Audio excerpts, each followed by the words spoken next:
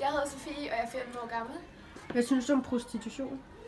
Altså, jeg kan ikke så godt lide det. Det er lidt klamt, eller hvad man kan sige. Jeg synes, det er en billig måde at opføre sig på. Har du nogen fordomme om prostitution? Ja, altså, det har man vel altid lidt. Altså, det er jo ikke så lækkert at sådan høre, at andre folk bare giver penge og for at få sex. Og, altså, der må måske være en anden måde at tjene penge på.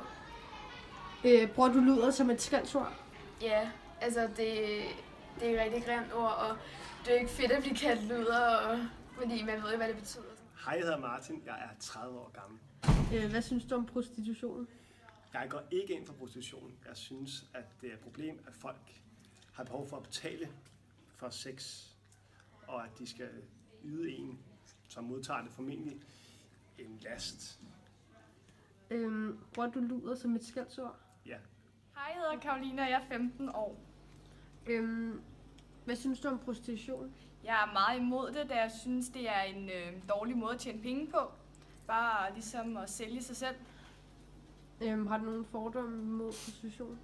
Altså, ja, fordomme, det ved jeg nu ikke, men ja, jeg synes, de er sådan ulækre.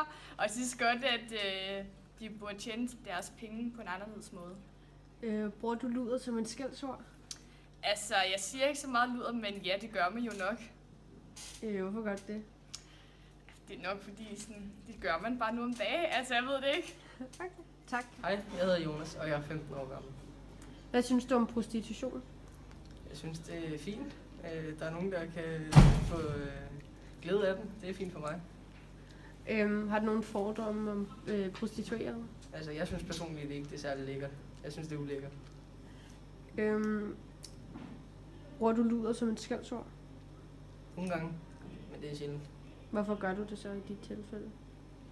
Fordi altså, man har fået at vide, at det er noget ulækkert. Så tak.